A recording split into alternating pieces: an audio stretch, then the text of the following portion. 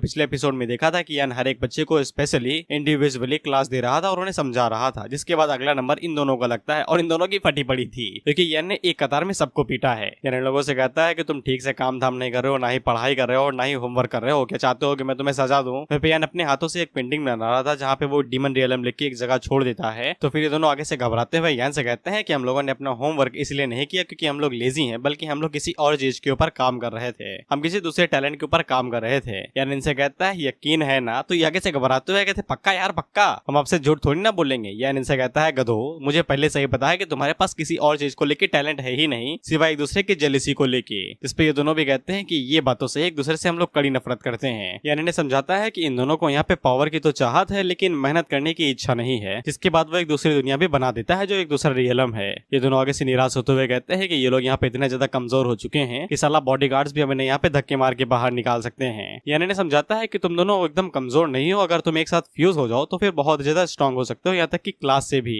और class leader और Ming से भी। ये दोनों जैसे ही एक साथ फ्यूज होने का सोचते हैं तो फिर इन्हें समझ में आता है भाईचारा और ये एक दूसरे की गर्दन पकड़ लेते हैं, ये कहते हुए कि मैं इस भड़मुंजे के साथ तो बिल्कुल भी भाईचारा नहीं निभाने वाला, मैं इसको कीचड़ में रगड़ दूं। मैं तो उससे सुअर भी नहीं समझता जो नाली में घूमता है, ये 2 कौड़ी का इंसान है, सुअर से भी गैर बदतर। यानी उन दोनों से कहता है कि मेरा ये मतलब नहीं था कि तुम एक दूसरे के कंधे में गले डाल के इधर उधर घूमो। ये दोनों आगे से कहते हैं आपको क्लियर करना चाहिए ना, अभी यहाँ पे महाभारत हो जाता। फिर इसके बाद यान जो पेंटिंग बना रहा था उसे पूरी तरीके से खोलता है और इन लोगों को 2 पाउच देता है, ये कहते हुए कि इन्हें तभी खोलना जब तुम्हारी जिंदगी हलक में अटकी हो, यानी कि मरने वाले हो। इन्हें भाई घंटा कुछ समझ में नहीं आ रहा कि इनके साथ क्या हो रहा है, बस इन्हें इतना पता है इनकी फील्डिंग सेट हो रही है। इसके बाद यान इन दोनों को उठाता है और इन्हें अलग अलग रियलम के अंदर डाल देता है। एक तो डीमन रियलम था जिसको हम लोगों ने देख ही लिया था और एक रियलम के बारे में वो हरामी ट्रांसलेटर ने ट्रांसलेट नहीं किया। और यान इन दोनों से कहता है अलविदा दोस्तों। हम देखते हैं कि ये दोनों अलग अलग रियलम के अंदर ही गिरते हैं और ये जैसे ही नीचे गिरते हैं तो इनकी आंखें बाहर आ जाती हैं। अच्छा ये दोनों ही डीमन रियलम है लेकिन अलग अलग साइड के। अब ऑथर ने ट्रांसलेट जो किया है, सॉरी ट्रांसलेटर ने, ये दोनों बिल्कुल आसमान से गिरे और खजूर पे अटके वाला तरह सीन होता है। ये जैसे ही सर के बल जमीन पे गिरते हैं तो इन्हें समझ में आ जाता है कि पावर वावर कुछ भी नहीं होता है, बस जिंदा रहना ज्यादा जरूरी है। और आगे से रोते हुए कहते हैं मुझे वापस बुला लो भाई, मुझे पावर नहीं चाहिए, की जगह ही खतरनाक है। तभी जियाओ को याद आता है कि यह ने इनसे कहा था कि जब भी तुम खतरे में हो तब पाउच को खोलना,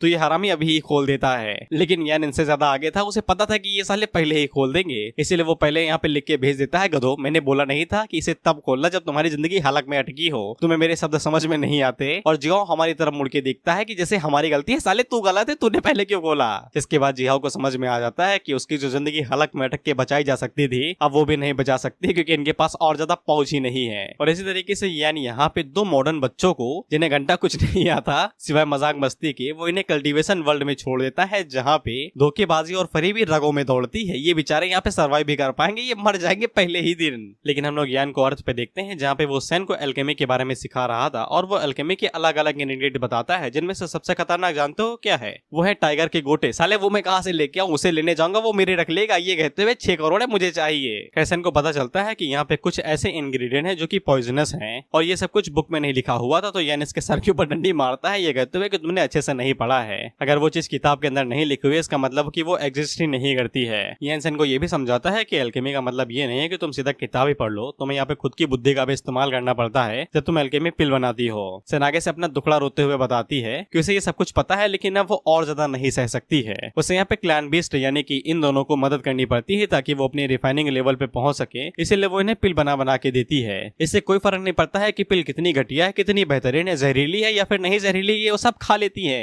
हम इन दोनों को देखते हैं तो ये दोनों पिल्स ऐसे लपेटे जा रहे थे जैसे कि भंडारे में बट रही हो। वो बूंदी नहीं है भंडारे वाली जो तुम कट के जा रहे हो, पिल है, पिल डाइजेस्ट भी करना पड़ता है उन्हें। सन आगे से रोते हुए कहती है कि ये सब कुछ करने की वजह से वो यहाँ पे बिल्कुल रोबोट बनती जा रही है जो सिर्फ दिन भर बैठ के यहाँ पे पिल्स बनाती है उन दोनों दरिंदों के लिए जो खा ले जाते हैं। इससे कोई फर्क नहीं पड़ता कि वो कैसी बनती हैं। यान भी आगे से कहता है कि कल्टीवेशन काफी ज्यादा थकाऊ होती है, इसलिए थोड़ा बहुत रिलैक्स भी करना चाहिए। इसलिए वो सन से पूछता है कि तुम कुछ ऐसा करना चाहती हो जो तुम्हारी मदद कर सके रिलैक्स करने में। सन पहले तो यान की तरफ देखती है लेकिन वो बाद में हंसते हुए कहती है कि हाँ है, करना चाहती हूँ मैं। इससे यान को समझ में आ जाता है कि उसने पैरों पे कुल्हाड़ी मार ली है और खून भी बहना शुरू हो गया है। इसके बाद अगला सीन होता है अम्यूजमेंट पार्क का, जहाँ पे हम लोग यान को रोलर कोस्टर पे देखते हैं। यान तो चुपचाप बैठा हुआ था लेकिन सन पूरा मजा ले रही थी। इसके बाद हम इन लोगों को इलेक्ट्रिक कार ड्राइविंग पे भी देखते हैं, जहाँ पे यान किसी की गाड़ी ठोक देता है तो यान आगे से हंसते हुए कहती है इसे मार दो। वो बेचारा बच्चा दहशत में आ जाता है कि ये मार तो नहीं देगा मुझे। इसके बाद सन मैरी गो राउंड करने भी जाती है, वही घोड़े के ऊपर बैठते नहीं है वो लोग, वही तरह। इसके बाद सन दोबारा एक चीज की तरफ इशारा करते हुए कहती है कि ये वाला चाहिए मेरे को। वो टेडी बियर था एक। यान आगे बढ़ता है और उस मशीन के ऊपर धड़ाम से घुसा मारता है। उसके ऊपर जो प्लेट होती है ना, जो बताती है कितनी दम है तुम में, ये आकाश को चीरते हुए अर्ध से बाहर निकलती है और जादू के प्लेनेट पर जा गिरती है। जादू के घर वाले आगे से कहते हैं कि मार दो हमें, साला पहले हमारी बच्ची की पावर्स ले ली और उसे घोंगा बना के वापस भेज दिया। बेचारा वो किसी काम का भी नहीं है, बस हकता फिरता है इधर उधर। इसके बाद सेन को यहाँ पे उसे उसका गिफ्ट मिल जाता है और अगले सीन में हम लोग सेन को देखते हैं और रिलैक्सेशन काफी ज्यादा काम आया था, उसकी पिल क्वालिटी और भी ज्यादा बेहतर हो गई थी। वहीं पे हम लोग सेन को देखते हैं जो काफी खुशी खुशी अब पिल बनाते जा रहे थे, अब इसे कोई शिकायत नहीं थी जिंदगी से। अब उसी टाइम पे वहाँ पे मैंग आती है जो कि यान को बताती है कि एडमिशन शुरू हो चुके हैं, इसलिए यूनियन की तरफ से एक मैसेज आया है और वो लोग चाहते हैं कि यान कुछ करे। यान उस लेटर को देख के आगे से कहता है कि वो लोग मुझे फोन भी कर सकते थे। मैंग आगे से कहती है कि आप तो मॉडर्न होते जा रहे हैं, बस इंस्टा रील्स की आदत मत लगा लीजिएगा। खैर इस लेटर के अंदर ज्यादा कुछ भी नहीं लिखा हुआ था, बस यही लिखा हुआ था कि एडमिशन ओपन हो चुके हैं और यहाँ पे जब भी एडमिशन खत्म होते हैं तो फिर हर एक अकेडमी को ट्रिप दी जाती है, यानी कि बाकी अकेडमीज एक अकेडमी के अंदर ट्रिप के लिए जाती हैं और वो अकेडमी कोई भी हो सकती है। और इस साल यहाँ पे इनकी अकेडमी का नंबर आया है, यानी कि बाकी तीनों अकेडमीज के स्टूडेंट यहाँ पे आएंगे और ये लोग उन्हें ट्रिप और मजा देंगे, अपनी अकेडमीज के बारे में बताएंगे, जिससे वो और ज्यादा बेहतर बनेंगे और डेवलप करेंगे। इसके बाद मैं यान से पूछती है कि एडमिशन में बच्चों को और ज्यादा आकर्षित करने के लिए हम लोग क्या कर सकते हैं। यान उनसे कहता है कि तुम लोग करो यार, मेरा इससे कोई लेना देना नहीं है, मेरा काम है बस सिखाना। इसके बाद हम लोग अर्थ पे किसी कोने पे देखते हैं जहाँ पे हम लोग पोर्टल के जरिए इन लोगों को बाहर आता हुआ देखते हैं। सबसे पहले यहाँ पे डुआर से बाहर निकलते हैं और ये वही बंदा है जो पैलेस के अंदर गया हुआ था। ये आगे से कहते हैं कि हम यहाँ पे कुछ ऐसा चुराने के लिए आए हैं जो बहुत ही ज्यादा कीमती है, इसीलिए किसी को भनक न लगने देना कि हम लोग यहाँ पे आए हैं। इसके बाद हम लोग ऑर्क्स को भी देखते हैं, ये भी पोर्टल के जरिए यहाँ पे आए थे, लेकिन ये एकदम सूट बूट में आए थे। इनकी पर्सनालिटी एकदम सादी वाली थी कि कोई भी आए पेल दो, जो चाहिए उसे उठा के लेके चले जाओ, बिल्कुल एक रैंडम नेता के बेटे की तरह। अब इसके बाद ये लोग बस स्टैंड के पास आके रुकते हैं और उसी टाइम पे इसके चेले को सुसु लग जाती है तो ये मूतने चला जाता है। उसी टाइम पे वहाँ पे टैक्सी भी आ जाती है, लेकिन उसी टाइम पे कोई हाथ आते हैं जो कि आर्क की आंखों को बंद कर लेते हैं। ये कहते हुए पहचान कौन, और को भाई साहब आगे से छुरा निकाल लेते हैं। ये कहते हुए भी बताता हूँ। आर्क भी अपने मन के अंदर यही सोचता है कि साला मैं पहली बार तो यहाँ पे आया हूँ, मेरे यहाँ पे दोस्त कैसे बन गए। उसी टाइम पे एक दूसरा आर्क आपदा को अवसर में बदलते हुए कार के अंदर बैठ जाता है, यानी कि टैक्सी के अंदर। वह पे आर्क उस बंदे से कहता है अगर तूने मेरी आंखें 3 सेकंड के अंदर नहीं खोली तो फिर तू कभी भी अपनी आंखें नहीं छुपाएगा, क्योंकि हाथ रहेंगे ही नहीं। तो फिर वो बंदा अपने हाथ खोल देता है, लेकिन तब तक ये टैक्सी के अंदर बैठ के यहाँ से जा चुका था। और आगे से हैरान होकर कहता है कि मेरी टैक्सी और बैग कहाँ गया, साला हरामी माल चुरा ले गया मेरा। हमें पता चलता है कि इनको लूटने वाले और कोई नहीं, ये इल्फ थे। इन्हें बहुत ज्यादा प्योर सोल समझा जाता है, लेकिन इनकी हरकतें टीम रॉकेट से कम नहीं है, कुछ भी चुरा लेते हैं ये। और ऊपर से बेइज्जती करते हुए कहते हैं कि ऑर्क तो कुछ ज्यादा ही बेवकूफ होते हैं। इसके बाद ऑर्क का असली वाला चेला यहाँ पे आता है तो ऑर्क उसे पीटता है। ये कहते हुए कि साले तेरे मुद्दे के चक्कर में हम लोगों का सामान चोरी हो गया, सारे इक्विपमेंट भी चले गए। इसके बाद अगला सीन एडमिशन एरिया का होता है और इस एरिया का नाम जानते हो क्या है? फेयर एंड सर्विस, यानी कि कोई भी लूट पाट नहीं, एकदम साफ तरीके से सब कुछ किया जाएगा। और इस रूल को फॉलो करने वाले सिर्फ ये दोनों थे, सिर्फ ये दोनों। मैं अकेडमी की बात नहीं कर रहा इनकी, सिर्फ ये दोनों थे। इसके बाद जब ये अपने सामने देखते हैं तो फिर हम लोग मैजिक अकेडमी को देखते हैं, जो कि टैंक फ्लाइंग जेट से लेके आए थे। इन्हें देख के तो यही लगता है कि ये नॉटी अमेरिका पे हमला करना चाहते हैं, लेकिन असल में ये सिर्फ यहाँ पे एडमिशन के लिए आए थे। मैजिक अकेडमी की स्कॉल लीडर एक बच्चे से कहती है तुम काफी ज्यादा परेशान लग रहे हो, तुम्हें सोने में दिक्कत होती है क्या रात में? ऐसा लगता है तुम्हारे अंदर गोला बारूद की कमी है, तुम हमारी अकेडमी के अंदर आ सकते हो, तुम्हें भरपूर मात्रा में गोला बारूद देंगे। यही नहीं, हमारे पास 24 घंटे ग्लोबल सैटेलाइट पोजिशनिंग भी है, यहाँ तक कि हम डायमेंशन के अंदर फुल स्किल में न्यूक्लियर स्ट्राइक भी कर सकते हैं, यानी कि आग मूत देंगे। और तुम्हें पढ़ाई करने की भी जरूरत नहीं है। अगर तुम हमारी अकेडमी को ज्वाइन करते हो तो फिर यहाँ पे तुम्हें तोहफे की तरह 190 टैंक मिलेंगे और साथ ही में ग्लोबल स्टेल्थ बॉम्बर भी, वही B2 वाला जो भाई अमेरिका के पास है सिर्फ। यही नहीं, ये और ज्यादा लालच देते हुए कहते हैं कि हमारे पास यहाँ पे स्ट्रेटेजिक न्यूक्लियर सबमरीन्स भी हैं और भी कई तरीके के वेपन है जो तुम चाहो। बंदा आगे से पिघल जाता है ये कहते हुए कि ये तो बड़ा मजेदार चीज है और वाकई से ज्वाइन करने के लिए मान जाता है और तोहफे के रूप में इसे यहाँ पे बंदूक और AK-47 दी जाती है। अब ये घर पे जाके अपने छोटे भाइयों से बदला लेगा। इसके बाद ये दोनों थोड़ा सा साइड में देखते हैं तो फिर इन्हें दिखाई देता है कि वैम्पायर अकेडमी भी आई हुई यहाँ पे और ये भी इंसानों को यहाँ पे रिक्रूट करना चाहते हैं। मैंने पहले ही बता दिया था कि वो भी यहाँ पे हीरो बन चुका है तो उनके पास भी लाइसेंस आ चुका है। हम देखते हैं कि नंबर 5 एक बंदे से कहता है ये देख रहे हो, ये जादू का प्याला, एक घूंट मारो और तुम अकेडमी हीरो बन गए और स्टडी करने की भी जरूरत नहीं है तुम्हें। लेकिन ये बंदा बुद्धिमान था। ये आगे से कहता है मैंने सुना है कि तुम्हारी जो अकेडमी है वो काफी ज्यादा रो रैंक की है, क्योंकि तुम लोग सन से काफी ज्यादा घबराते हो, जो कि पिछवाड़े में दर्द बन सकता है बवासीर की तरह। फक। मैं अपनी दुख क्यों बता रहा हूँ। नंबर 5 आगे से जुगाड़ लेके आया है, वो आगे से दिखाता है सनस्क्रीन। वो आगे से कहता है ये कोई बड़ी चीज नहीं, इसे लगाओ दिन में 24 घंटे घूमो, कोई फर्क नहीं पड़ता, हमने ये स्पेशल बनाई है और तुम जैसे ही हमारी एकेडमी को ज्वाइन करोगे ये तुम्हें गिफ्ट में मिलेगी। ये दोनों आगे से उनके ऊपर चीखते हुए कहती है सालो हरामी, तुम लोग कुछ भी ऐसा कर नहीं सकते, वो साले लूट रहे हो तुम लोग हम लोग को। हम लोग निंजा एकेडमी को भी देखते हैं और ये आगे से कुछ ज्यादा ऑफर नहीं कर रहे थे, ये बस इनसे यही कहते हैं कि अगर तुम यहाँ पे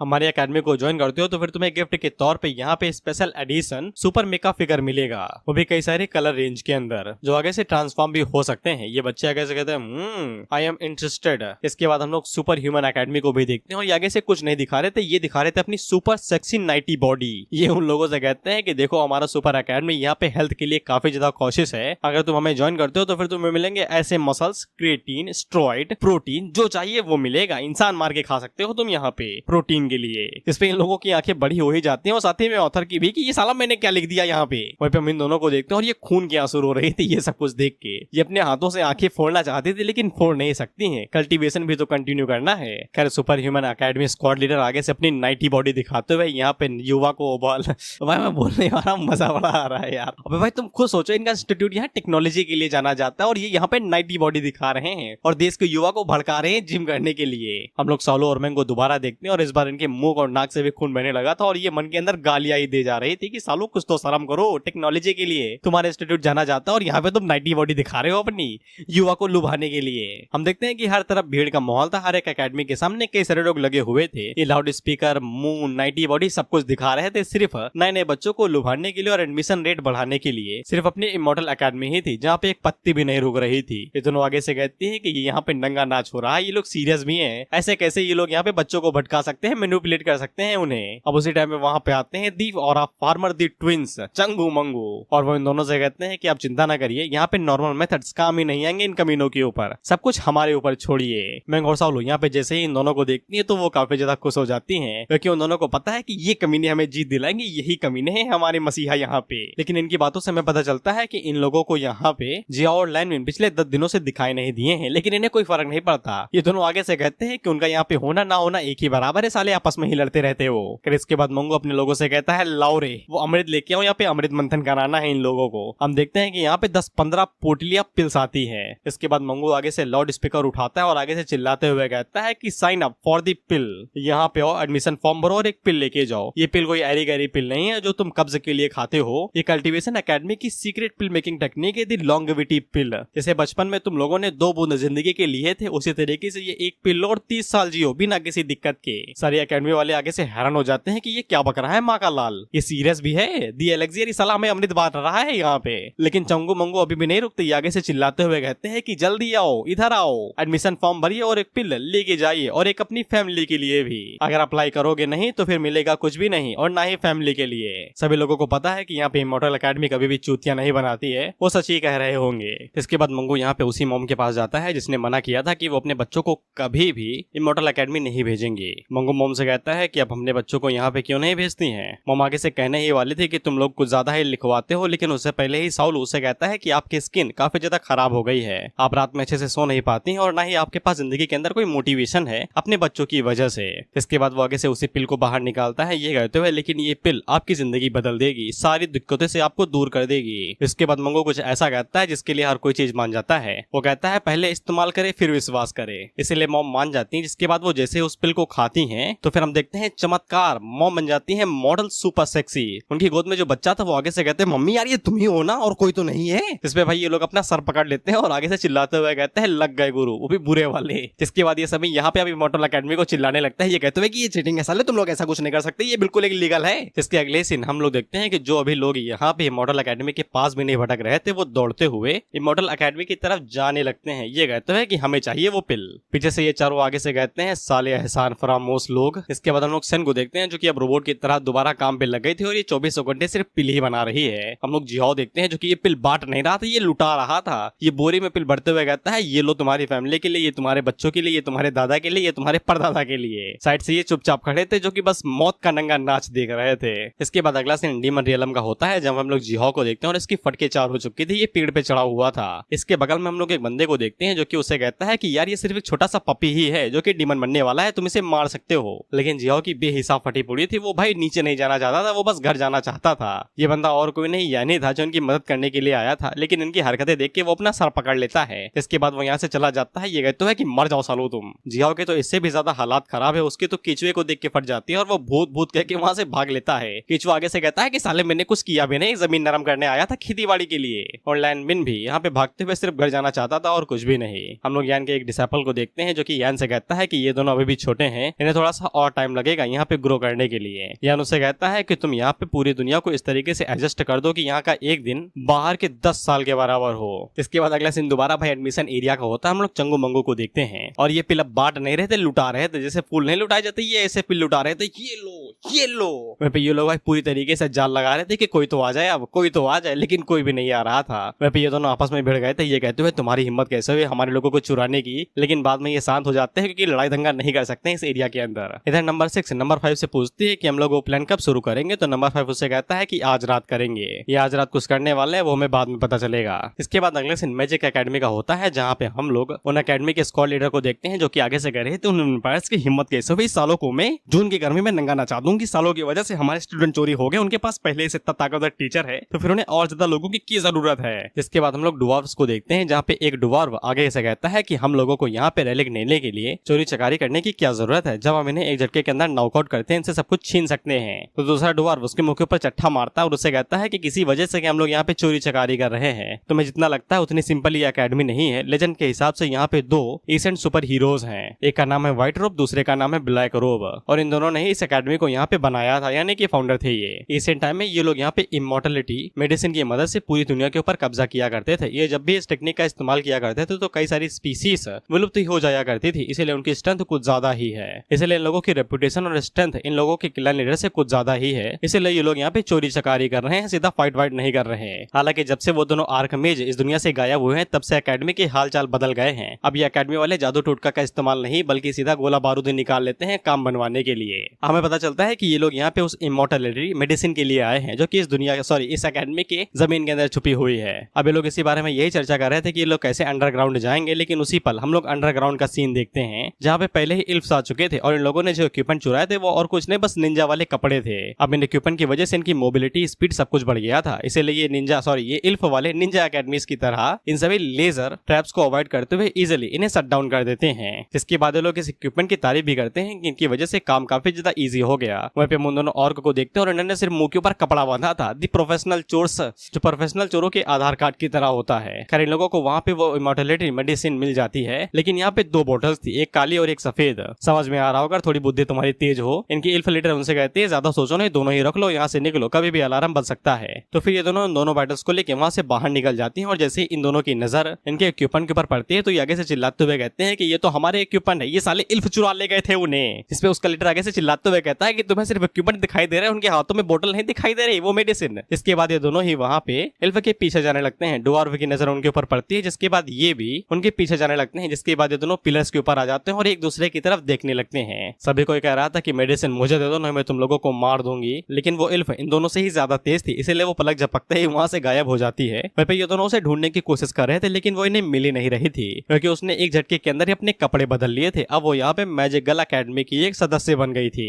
इसके बाद हम लोग यान को देखते हैं जो कि फोन से सुपर ह्यूमन अलायंस के प्रेसिडेंट से बात कर रहा था। प्रेसिडेंट घबराते हुए यान से कहता है कि कल हमारे बच्चे फील्ड ट्रिप के लिए आने वाले हैं जो कि नए स्टूडेंट के लिए किया जाता है। यान आगे से कहता है ठीक है मैं समझ गया, जिसके बाद वो फोन रख देता है। अब इसके बाद हम देखते हैं कि ये सभी लोग यहाँ पे रसोई घर में आ गए थे उस इमॉर्टल मेडिसिन को ढूंढने के लिए। गधों बर्तनों में क्या ढूंढ रहे हो, उनका इस्तेमाल बनाने के लिए होता है, छुपाने के लिए नहीं, तिजोरी ढूंढो। खैर उसी टाइम पे इनको आवाज आती है जो कि कोई इन लोगों से कहता है कि तुम लोग यहाँ पे क्या कर रहे हैं, और इन लोगों ने यहाँ पे उस आर्कमिजेस की तरह ही अपना होलिया उलिया बदल रखा था। ये नकली है, मैं पहले ही बता दे रहा हूँ। हालांकि ये दोनों जैसे ही इन्हें देखते हैं तो इनकी फटके चार हो जाती है। ये मन के अंदर सोचते हैं कि ये बुड्ढे तो मर गए थे, साला ये जिंदा कैसे हो गए। लेकिन ये दोनों अपना चालू हैं। ये आगे से उन्हें धमकाते हुए कहते हैं तुम्हारी हिम्मत कैसे हुए भाई हमारे लैंड में इस तरीके से घुसपैठ करने की और ऊपर से रसोई घर में घुसने की, ऊपर से चप्पल भी नहीं उतारे, चप्पल उतार के आओ। तो फिर ये दोनों अपना सर झुका लेते हैं और आगे से माफी मांगने लगते हैं, ये कहते हुए कि हम यहाँ पे सिर्फ कुछ मेडिसिन को ढूंढने के लिए आए थे, भगवान हमें माफ कर दीजिए। तो ये आर्कमेज आगे से कहते हैं अच्छा ऐसी बात है, तो फिर वो तुम्हारे सामने जो टट्टी दिखाई दे रही है उसे चाट के साफ करो।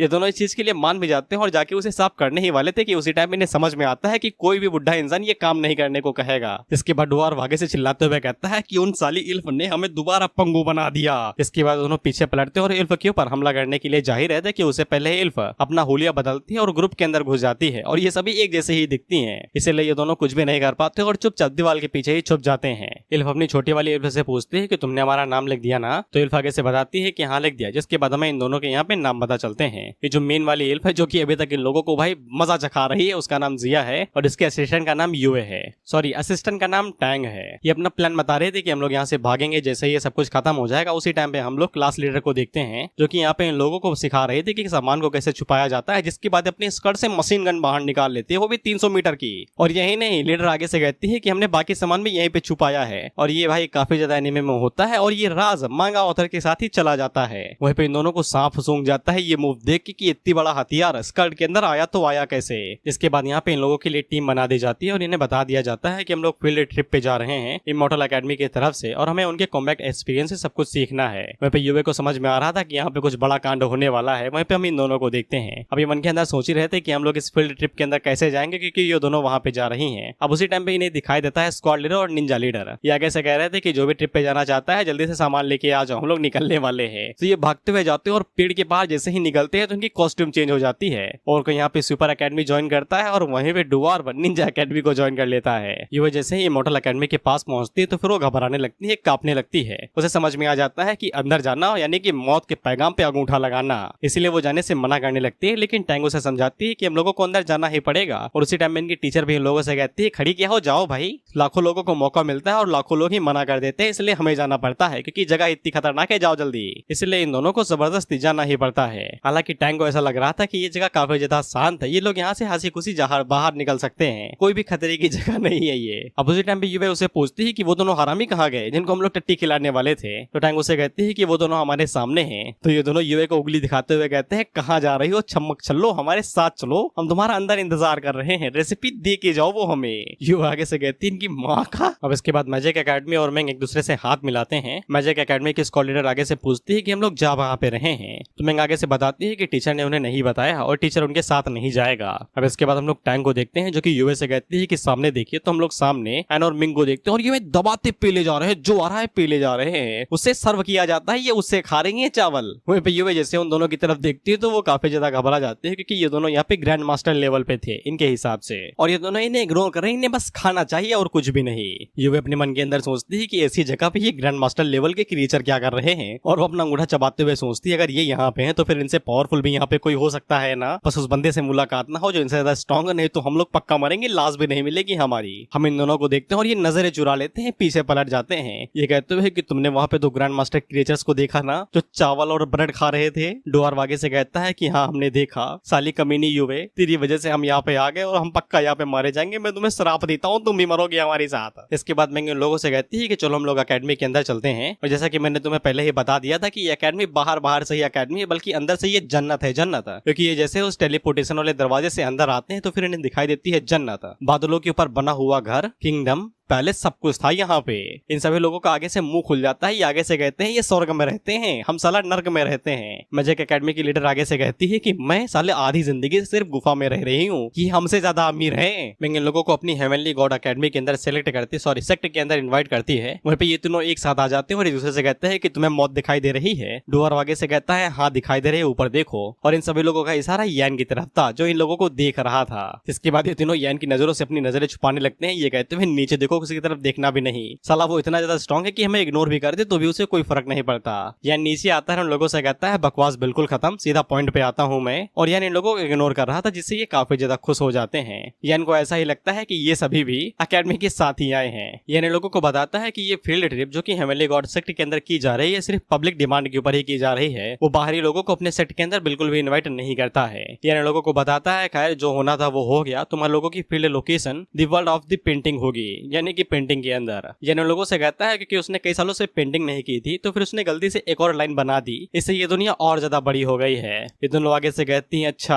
आपकी गलती की वजह से हम वहाँ पे ऊँट की तरह पानी के लिए तरसे अपने इतनी बड़ी दुनिया बना दी। यानी लोगों को बताता है कि उसने अंदर की दुनिया पूरी तरीके से एडजस्ट कर दी है, इसलिए वहाँ का जो टाइम फ्लो है अब वो नॉर्मल हो गया है। यानी कि एक दिन 10 साल के बराबर था, तो यान ने उसे एक दिन एक बराबर कर दिया। इसलिए अंदर जो कुछ भी हो रहा है, तो यान को अंदर कुछ भी नहीं पता कि अब तक वो अंदर कितना डेवलप हो गया होगा। इसके बाद यान वेंग से कहता है कि तुम इन्हें अंदर लेके जाओ, और वो उन लोगों को बता देता है कि सवारी अपने सामान की खुद जिम्मेदार है। यानी कि अगर ये अंदर मरते हैं तो यान इनकी जिम्मेदारी नहीं लेने वाला। इस पे इन दिनों को भाई मौत आ जाती है। ये आगे से कहते हैं कि मरेंगे भी तो अपनी जिम्मेदारी पे। वेंग आगे से सांप सूंघ जाता है कि फील्ड ट्रिप एंजॉयमेंट के लिए होती है और यहाँ पे हमें मौत से टक्कर कराई जा रही है। इसके बाद यानी लोगों को उठाता है और पेंटिंग के अंदर दे पटकता है। ये कहते हुए जाओ और जाके फील्ड ट्रिप का एंजॉय करो। इसके बाद ऐसे पेंटिंग के अंदर चले जाते हैं और वहां से टेलीपोर्ट होके वर्ल्ड ऑफ पेंटिंग के अंदर आ जाते हैं, जहाँ पे जिया और लैनविन पहले से ही हैं, लेकिन डीमन रियलम के अंदर, और ये ह्यूमन रियलम है। अब ये लोग जैसे इस जगह को देखते हैं तो इनकी भाई बोलती बंद हो जाती है। मुंह चिल्ला के कहते हैं कि साला ये कौन सी जगह है, कहाँ भेज दिया हमें ये। जिसके बाद हम लोग इस पेंटिंग वर्ल्ड को देखते हैं और ये बिल्कुल रियल वर्ल्ड की तरह ही था। यहाँ पे कई सारे लोग हैं जो कि अपना जीवन यापन करते हैं, खाते हैं, पीते हैं, बच्चे पैदा करते हैं, वो बड़े होते हैं और फिर मर जाते हैं। मोल भाव करना, मार्केट करना, लड़कियों का घूमना फिरना, उनके लिए फूल लिटाना, लड़कों को लोभावित करना, सब कुछ यहाँ पे सेम था रियल वर्ल्ड की तरह। लेकिन इन लोगों ने ये चीज कभी भी नहीं देखी थी। ये आगे से कहते हैं कौन सी जगह पे आ गए हम भाई। वहाँ पे सालों को भी यकीन नहीं हो रहा था कि ये पेंटिंग बिल्कुल असली है, असली एकदम। मैंगो से कहती है कि हम लोगों को आगे बढ़ना चाहिए। इसके बाद हम लोग एक टी शॉप को देखते हैं जो कि टी यहाँ पे सर्व करता है, और ये और कोई नहीं हमारा यान था, द लिटिल वर्जन। यान वहाँ की टाई को टेस्ट करता है तो फिर उसे पता चलता है कि टी काफी ज्यादा कड़वी है। नॉर्मली इंडिया को छोड़ के बाकी एशिया में जो टी दी जाती है वो कड़वी ही होती है, क्योंकि वो चाय पत्ती और नॉर्मल पत्तों से बनती है, वो चीनी नहीं मिलाते,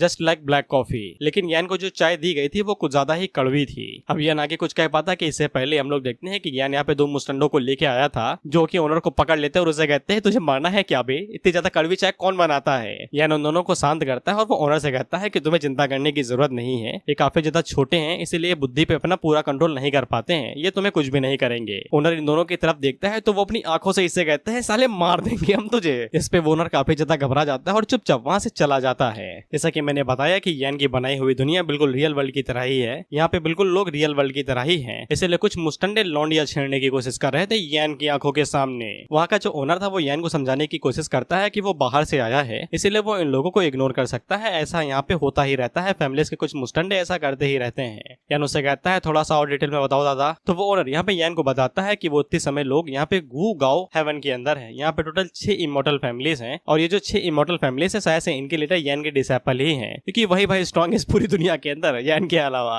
अब ये 6 की 6 इमोर्टल अकेडमीज यहाँ पे हर साल इनर डिसेपल के लिए एग्जामिनेशन करती हैं, और कई सारी फैमिलीज यहाँ पे अपने बच्चों को भेजती हैं। अगर उनके डिसेपल उनके बच्चे यहाँ पे इनर डिसेपल बन जाते हैं तो उनकी जो इज्जत और शोहरत है वो एकदम स्काई रॉकेट हो जाती है। इसके बाद वो ओनर यहाँ पे यान को बताता है कि ये जो बंदा है इसके साथ यहाँ पे कई सारे रिफाइनमेंट गॉड लेवल के एक्सपर्ट्स हैं, और ये पक्का यहाँ पे उस औरत को टारगेट कर रहा है। और वो यान से कहता है कि आपको इसे इग्नोर नहीं करना चाहिए, लेकिन यान आगे से अपने हाथ का इस्तेमाल करते हुए कफ को तोड़ता है और उस टूटे हुए हिस्से से उस बंदे की गले को चीर देता है, और वो टुकड़ा एक पिलर में लगता है तो उस पिलर के टुकड़े टुकड़े हो जाते हैं। और जैसे कॉलेज के फर्स्ट ईयर लड़कों में जो गर्मी होती है वैसे ही इस लड़के के अंदर भी गर्मी थी, इसलिए यान के पास चला जाता है और उसे कहता है तुम्हें पता भी है कि तुमने किस पे हाथ उठाया है? तुम्हें क्या लगता है तुम किसी मानवा के हीरो हो क्या, जो यहाँ पे किसके ऊपर भी किसी भी टाइम हमला कर सकते हो? मैं तुम्हें बताता हूँ कि दुनिया कितनी ज्यादा क्रूर है। हम देखते हैं उस बंदे के साथ जो उसका चेला था वो उसे रोकता है, मास्टर थम जाओ थम जाओ। उसे कहता है क्या है बे? तो वो बंदा मास्टर से कहता है कि जरा उस तरफ देखो। तो हम लोग देखते हैं कि यान ने जो कप तोड़ा था उसके अंदर जो चाय थी वो अभी बिल्कुल स्थिर थी।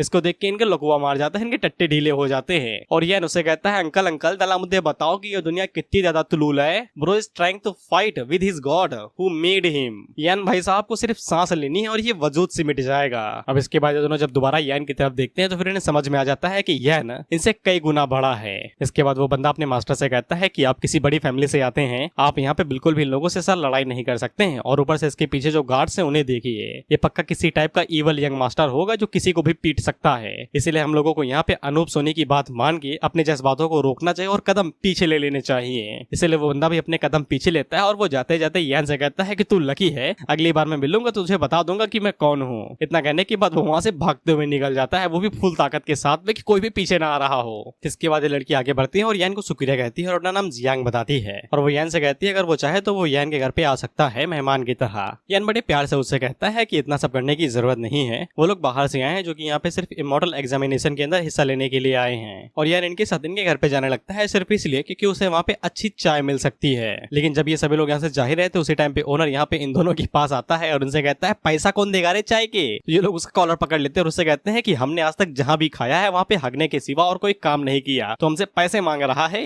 यान निंगनिंग से कहता है कि पैसे दे दो इससे पहले कि मैं तुम्हारा माथा फोड़ दूं। तो असल में ये दोनों इंग और नैन है। निंगनिंग अपने पास से स्पेशल स्टोन निकालती है और वो उसे शॉप ओनर को दे देती है पेमेंट के तौर पे। इसके बाद अगला सीन एक वार्डरूम का होता है, यानी कि होटल ही समझ लो, जहाँ पे हम लोग इन सभी लोगों को देखते हैं और ये सभी यहाँ पे एक कमरा लेने के लिए आए हुए थे। वहाँ पे जो कल्टिवेटर थे वो आगे से कहते हैं ये नंगे दड़ंगे यहाँ पे कैसे घूम रहे हैं, इन्होंने तो कपड़े भी नहीं पहने। हम लोग स्कॉल लीडर को देखते हैं और ये अपने पास से जानते हो क्या निकालता है, अमेरिकन डॉलर, और उन्हें हाथों में पटकते हुए कहता है वेटर रूम लेके आइए। वहीं पे हम इन तीनों को देखते हैं जो कि आगे से कहते हैं कि हमें चल के उनके ऊपर नजर रखनी चाहिए इससे पहले कि वो लोग कोई कांड कर दे। हम लोग वहाँ के ओनर को देखते हैं जो कि कैश को देख के कहता है कि ये क्या चीज है बे।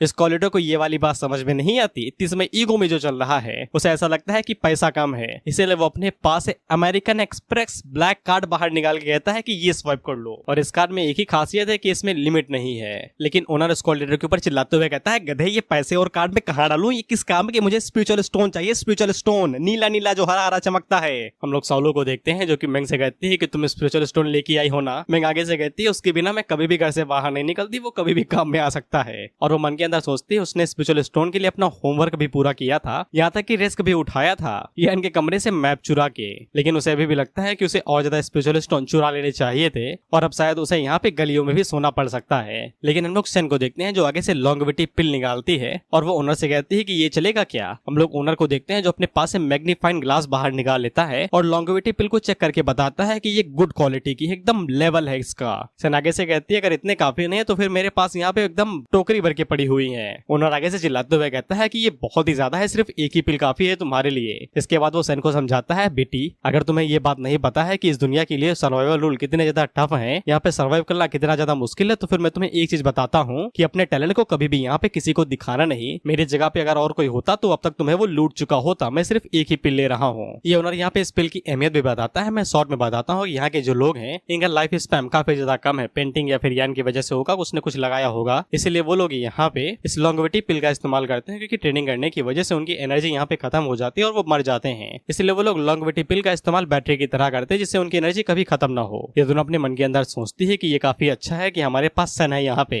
नहीं तो मैं गलियों में सोना पड़ता। और क्योंकि इन लोगों की मुलाकात सिर्फ एक बंदे से हुई थी जो कि इन लोगों के लिए काइंड और एकदम सत्यवादी था, तो इन्हें ऐसा लगता है कि इस दुनिया के सभी लोग ही काइंड होंगे। लेकिन इनका ये वाला भ्रम बहुत गंदी तरीके से टूटता है क्योंकि उसी पल हम लोग देखते हैं कि वहाँ पे एक चिकला लौंडा आता है जो कि उन लोगों से कहता है कि तुम भी लोग अगर यहाँ पे इमॉर्टल फैमिली के इंटरनल एग्जाम के लिए आए हो तो फिर तुम हमारे साथ चल सकते हो। क्योंकि ये दोनों ही भाई टीनेजर और इनके सामने एकदम चिकना लौंडा खड़ा है तो ये आगे से शर्माना शुरू कर देती हैं, कुछ कर नहीं सकती हैं लड़कियां जो हैं। और ये आगे से बिल्कुल जो टिपिकल टाइप एफसी नहीं रहते हैं 0 to हीरो वाले, बिल्कुल उसी तरीके से था ये, घबराते हुए बस थोड़ा बहुत कॉन्फिडेंट के साथ में। अब इन्हीं से 4-5 मीटर दूर हम लोग एन लिंग और यान को देखते हैं। वहीं पे एन और लिंग आगे से कहते हैं कि बच्चों को प्यार हो रहा है, ऐसा लगता है इस उम्र में प्यार जरूरी भी है। यान इन दोनों से कहता है कि तुम दोनों कब से किसी दूसरे इंसान के बारे में बात करने लगे। ये दोनों आगे से कहती हैं कि ऐसा कुछ भी नहीं मास्टर, हम लोग यहाँ पे किसी के बारे में भी बात नहीं कर रहे हैं। तो यान इनसे पूछता है कि किंग ऑफ किंग को किसने मारा था भाई, वो कैसे मारा था। तो ये दोनों आगे से घबराते हुए कहते हैं कि हमें नहीं पता, हम तो इनोसेंट हैं, हमने किसी को भी नहीं मारा, हमने आज तक मच्छर नहीं मारा है। हम देखते हैं कि ये नमूना आगे से अपना नाम जिन बताता है और ये दोनों भी अपना नाम आगे से बताती हैं, ये कहते हुए कि तुम हैंडसम हो। वाओ। इस पे जिन भी आगे से इनकी तारीफ करता है तो ये दोनों दोबारा शर्माने लगती हैं। इस पे यान को थोड़ा बहुत गुस्सा आता है, पता नहीं क्यों, जेलस प्यार की वजह से तो होगा नहीं, भाई 2000 साल पुराना है, सॉरी बड़ा है, तो मुझे नहीं लगता है कि भाई को 18 साल की लड़कियों के अंदर इंटरेस्ट होगा। हम लोग जिन को देखते हैं जो आगे से कुछ कर रहा था और ये जब ऐसे कुछ करता है तो फिर हम देखते हैं कि इसकी बॉडी के अंदर रिफाइनिंग की आ जाती है जिसको वो गॉड नाम की किसी चीज के अंदर बदल देता है। ये लोग यही कह रहे हैं भाई। जिन लोगों को बताता है कि एक तरीके से ये ट्रेडिशन है जो कि यहाँ पे इमॉर्टल वर्ल्ड के अंदर बेसिक ट्रस्ट को दिखाता है। हालांकि वो अभी तक अपनी की को कॉम्बैक्ट के लिए सही से यूज नहीं कर पाता है, इसलिए इमॉर्टलिटी तक पहुंचना काफी ज्यादा लंबा रास्ता होने वाला है। सोलो मेंग से कहती है कि हम लोग इस जगह के बारे में ज्यादा कुछ भी नहीं जानते हैं, शायद से ये हमारी मदद कर सकता है आसपास की जगह को जानने में। Never trust anybody in foreign country, हो सके तो छुरा और कट्टा रख लेना, जरूरत पड़ने पे इस्तेमाल कर लो, भाई ये मेरे रूल है। लेकिन हम लोग जिन को देखते हैं जो कि अजीब तरीके से यहाँ पे यान को भी इन्वाइट करता है। यान उसे कहता है तेरे को मुझसे क्या चाहिए भाई, तो जिन उसे कहता है कि यार तुम खाली ही बैठे हो तो हमारे साथ आ सकते हो। यार अपने मन के अंदर सोचता है कि अच्छा खाली बैठा हूँ मैं। इसके बाद जिन यान से पूछता है कि तुम्हारा कल्टीवेशन लेवल क्या है, तो यान आगे से अपना कल्टीवेशन लेवल दिखाता है जो कि की रिफाइनिंग की पीक स्टेज होती है। इस पे जिन उसकी तारीफ करता है कि जब वो उसकी उम्र में था तब वो यहाँ पे पिल्लिया करता था सिर्फ मार्शल आर्ट आर्टिस्ट लेवल तक अचीव होने के लिए। हम लोग ऑर्क, ड्वार्फ और इल्फ को देखते हैं। ये मन के अंदर सोचते हैं कि ये भड़मुंजे के किस चीज के ऊपर बात कर रहे हैं। इस पे ऑर्क आगे से कहता है मुझे इतना पका है कि ये पक्का साइंस के बारे में तो बात नहीं कर रहे हैं। इसके बाद अगला सीन कुछ दिनों के बाद का होता है और जिन ने इन लोगों को यहाँ पे काफी कुछ सिखाया, सोशल सिस्टम कैसे यहाँ पे सर्वाइव किया जाता है और कौन कौन सी चीजों को इग्नोर नहीं किया जा सकता। सारी चीजें एकदम मस्त जा रही थी, बस यानी बीच बीच में फालतू के सवाल पूछ रहा था। वहीं पे इन दोनों लड़कियों को अब इसके ऊपर भरोसा होने लगा था कि ये एक अच्छा इंसान है। जिसके बाद अगला सीन एक दिन पहले का होता है जब एग्जामिनेशन शुरू होगा और जिन लोगों को होटल पे लेके आया था खाना पीना खिलाने के लिए, और वो इन्हें बताता है कि अगर इन लोगों को यहाँ पे इमॉर्टल फैमिली इंटरनल एग्जाम देना है तो फिर इन्हें किसी फैमिली को ज्वाइन करना पड़ेगा। इमॉर्टल एकेडमी यहाँ पे किसी एरे गैरे को एग्जाम देने के लिए नहीं देती है, इसलिए किसी फैमिली को ज्वाइन करना एक क्वालिफिकेशन की तरह होगा। वहीं पे हम इन तीनों को भी देखते हैं और जिनने इन्हें भी इन्वाइट किया था खाना पीना खिलाने के लिए। ये आगे से कहते हैं कि ये काफी ज्यादा रिच है साला, इसने हमें इन्वाइट किया यहाँ पे खाने के लिए। इस पे यूए आगे से कहती है कि वो सिर्फ यहाँ पे इमॉर्टल एकेडमी की लड़कियों के पीछे पड़ा हुआ है, उनके साथ फ्लर्ट कर रहा है ये। जिन यहाँ पे इन्हें एक और ज्ञान देता है कि इमॉर्टल वर्ल्ड के अंदर यहाँ पे तुम्हें अपने सामान को सेव करके रखना चाहिए। सिटी के अंदर भले ही कोई भी तुम्हारे साथ कुछ भी करने की कोशिश नहीं करेगा, लेकिन जैसे ही तुम सिटी के बाहर कदम रखोगे तो लोगों को मारना भी नॉर्मल हो जाता है हर दिन वहाँ पे, इसलिए उन दोनों को सावधान रहना चाहिए। इसके बाद जिन यहाँ पे मैंग को चाय देता है तो मैंग का हाथ गलती से जिन के हाथ में लग जाता है, जिससे ये शर्मा जाती है। हम लोग यान को देखते हैं और इसका पारा हाई हो रहा था। ये लोग पंखा करते हुए कहते हैं शांत रहो यार मास्टर, तुम आपकी गुस्से की वजह से ये पूरी दुनिया कोलैप्स कर जाएगी। आप है गॉड यहाँ की, साला आप सांस लेना बंद करेंगे, यहाँ पे ऑक्सीजन खत्म हो जाएगी। हालांकि यान का गुस्सा शांत नहीं हो रहा था, इसका गुस्सा बढ़ते ही जा रहा था। भाई इस समय एक बाप की तरह है जिसे बिल्कुल भी पसंद नहीं कि कोई उसकी बेटियों के साथ कुछ भी करे। निंगनिंग और आन भी उसे यही कहते हैं मास्टर शांत रहिए, जब वो तो बड़ी होंगी उन्हें शादी तो होगी ही ना उनकी, तब भी आप इस तरीके से गुस्सा करेंगे क्या? तो फिर यार आगे से शांत हो जाता है। फिर हम लोग ड्वार्फ को देखते हैं जो कि आगे से कहता है इस बच्चे का एक्सपीरियंस कुछ ज्यादा ही अजीब है। इस पे यूए आगे से कहती है कि ये किसी तरीके का ड्रामेटिक रिलेशनशिप है क्या? तो ड्वार्फ उसे कहता है कि तुम के ड्रामा वॉच करा करो, तुम्हें जरूरत है उसकी। अब इसके बाद हमें एक स्पेसिफिक सीन दिखाया जाता है जहाँ पे वाइन डाली जाती है कप के अंदर। इसको देख के इंगिंग और एन काफी ज्यादा सीरियस हो जाती है, लेकिन एन उन्हें रोक देती है। यही सोचते हैं कि मास्टर ने कुछ भी नहीं कहा तो वो भी कुछ भी नहीं करेंगे। और जिन यहाँ पे इस चाय को इन दोनों को ऑफर करते हुए कहता है कि ये स्पेशल वाइन है, ये वाइन इन लोगों की स्किन को और भी ज्यादा जवान रखेगा, बस ज्यादा ना पीना। जिन यान को भी वो चाय ऑफर करता है, लेकिन यान मना कर देता है ये कहते हुए कि मेरी उम्र नहीं हुई है ये सब पीने की। तो फिर जिन यान से कहता है कि तुम्हें ये लड़कियां पसंद है क्या? चिंता न करो, मैं तुमसे छीनूंगा नहीं। कैसा रहेगा शेयर करने के बारे में, लेकिन उसके लिए तुम्हें मेरे साथ कोऑपरेट करना पड़ेगा। यान आगे से कहता देखते हैं। इधर हम इन तीनों को देखते हैं जो कि वाइन के मटके से कपड़ा हटाते हैं और गटक जाते हैं पूरी की पूरी। इसके बाद वहाँ पे जैसे ही रात होती है तो हम लोग साउलो और मेंग को देखते हैं और ये पूरी तरीके से टल्ली हो चुके थे। हम लोग जिन को देखते हैं जो कि आगे से कहता है शुरू करो, तो उसका चेला आगे से कहता है कि हमें क्या करना है। जिन आगे से कहता है कि इनको मेरे ऊपर विश्वास दिलाने के लिए मैं पिछले 5 दिन को इधर उधर लेके घुमा रहा हूँ, मेरे पैर दर्द करने लगे हैं। मैं चेला जिनसे पूछता है कि हमें इन लड़कियों के साथ इतना ज्यादा काम क्यों करना पड़ रहा है, यहाँ पे वैसे भी इतने सभी लोग हैं, हमें इन्हें मारने की क्या जरूरत है। जिन आगे से बताता है कि मुझे इनसे स्पेशल फीलिंग आ रही है। उन दोनों के ही पोस्टर बहुत ही ज्यादा अजीब है, एक जिद्दी है और एक बहुत ही ज्यादा मासूम, इसलिए वो पक्का कोई ऑर्डिनरी इंसान नहीं है, हमें उन्हें पहले निपटाना पड़ेगा ताकि हम लोग यहाँ पे एग्जामिनेशन को पास कर सके। इसके बाद वो अपने लोगों को जैसे ही अटैक करने के लिए भेजता है तो फिर मैंग को पता चल जाता है। इसके बाद जब वो अपनी शॉट को उठाती है तो वो पूरी बिल्डिंग की हिलने लगती है। ये सभी बाहर आके कहते हैं कि क्या हो रहा है यहाँ पे। हम लोग ड्वार्फ और ऑर्क को भी देखते हैं और ये भी जैसे बाहर निकलने की कोशिश करते हैं तो इनके पेट में बहुत ज्यादा दर्द होने लगता है क्योंकि वो वाइन पॉइजनस थे। यूए को भी पेट में दर्द हो रहा था, वहीं पे ये उठ भी नहीं पा रहे थे, पॉइजन इतना ज्यादा कड़क था। हम लोग मैंग को देखते हैं जो आगे से अपनी शॉर्ट स्किल का यूज करते हुए वहाँ पे कई सारे स्लाइसेस मारती है और जो भी कल्टीवेटर वहाँ पे हमला करने के लिए आ रहे थे वो उनके चिथड़े उड़ा देती है। ये तुम्हें जो साइडों में दिखाई दे रहे हैं ये सभी लाशें हैं, लाशें जिनकी चिल्ले की फटती हुई वो आगे से कहता है कि ये तो साले शॉर्ट कल्टीवेटर हैं। तो जिन उसे कहता है क्या फर्क पड़ता है, मार दो उन्हें। इसके बाद और भी लोग यहाँ पे हमला करने के लिए आगे बढ़ रहे थे, लेकिन उसी टाइम में उन लोगों के ऊपर जबरदस्त प्रेशर बढ़ता है और वो भी एक झटके के अंदर मारे जाते हैं। हम देखते हैं कि साउलो ने यहाँ पे अपनी फॉर्मेशन को पहले ही सब कुछ सेट कर दिया था। ये कहीं पे जाती है तो पहले फॉर्मेशन लगाती है तब कुछ करती है। इसके बाद साउलो भी वहाँ पे जाग जाती है और आगे से इनकी फटना चालू, क्योंकि एक शॉर्ट प्रैक्टिशनर है और दूसरी कास्टर है यानी कि फॉर्मेशन वाली। इसके बाद साउलो जिन से कहती है कि क्या भाई क्या करने का इरादा है। जिन आगे से कहता है इसमें हैरानी की क्या बात है। साउलो कहती है कि सब कुछ बढ़िया जा रहा था तो फिर ये सब करने की क्या जरूरत थी। जिन उसे कहता है अगर तुम अमीर हो इसका मतलब ये नहीं है कि तुमने कोई सच्चा प्यार ढूंढ लिया, माफ करना लेकिन इस जगह पे दी पोर्शन स्मेल बेटर देन दी वुमन। आसान शब्दों में पैसे की खुशबू औरतों से ज्यादा मजेदार है। साउलो को इससे गुस्सा आ जाता है क्योंकि पहली बार किसी ने उसके इमोशन के साथ खेला है और वो जिन से कहती है बताओ मैं तुम्हें कितने हिस्सों में काटूं। इसके बाद वो अपनी शॉर्ट फॉर्मेशन को एक्टिवेट करती तो इसकी रेंज बहुत ही ज्यादा बढ़ गई थी। इससे जिससे वहाँ पे सभी लोग आगे से हैरान हो जाते हैं कि ये कितना लंबा जाएगा भाई। और साउलो जिन से कहती है कि मैं तुम्हें कभी भी माफ नहीं करने वाली।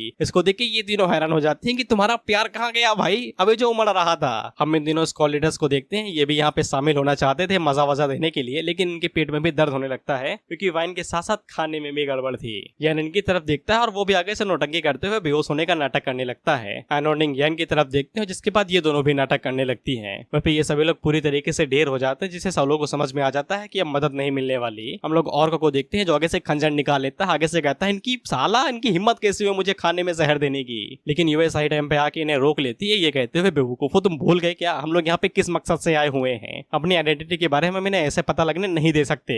जिन लोगों से कहता है कि यार मैंने तो तुम लोगों को एकदम जबरदस्त दवाई दी थी, तुम दोनों अभी तक ठीक कैसे हो। तो फिर आगे से ये दोनों उस वाइन को थूकते हैं, यानी कि इन्होंने पिया ही नहीं था। इतनी देर से मुंह में क्या रखा था भाई। फिर जिन मेरी तरह कहता है कि खैर जो भी हो ऑथर की मर्जी। इसके बाद ये अपने असली रंग दिखाता है। इसने जो वहाँ पे अपनी कल्टीवेशन दिखाई थी वो सिर्फ नकली थी, इसकी कल्टीवेशन पहले से और भी ज्यादा शक्तिशाली हो जाती है। लेकिन साउलो को घंटा फर्क नहीं पड़ता, वो कहती है कि अपनी पावर छुपा के क्या साबित करना चाहते हो, मुझे कोई डर नहीं है तुमसे। इसके बाद वो जिन के ऊपर अपनी शॉर्ट फॉर्मेशन से हमला कर देती है। हालांकि जिन उसे अवॉइड करने की कोशिश करता है अपनी शील्ड की वजह से, लेकिन तभी उसके चेहरे के ऊपर कट लग जाता है क्योंकि लगे हाथ तो मैंग ने भी उसके ऊपर धावा बोल दिया था। जिसके बाद मैंग नीचे से निकलती है और उसके मुंह के ऊपर घुटना दे मारती है। ये दोनों ही घर की अलग अलग छत पे जा लैंड होते हैं और जिन आगे से कहता है कि शॉर्ट कल्टीवेटर के लिए उसे और ज्यादा सीरियस होना पड़ेगा, लेकिन सीरियस तो यहाँ पे मैंग थी। इसके बाद वो आगे से एक और टेक्निक का इस्तेमाल करती है और वहाँ पे शॉर्ट स्पिरिट को समन कर लेती है। और ये वाली शॉर्ट स्पिरिट वो शॉर्ट किंग इमॉर्टल वाली से अलग है क्योंकि ये शॉर्ट की से निकलती है। ये लोग जैसे ही यहाँ पे शॉर्ट स्पिरिट को देखते हैं तो बहुत ज्यादा हैरान हो जाते हैं कि ये क्या चीज है।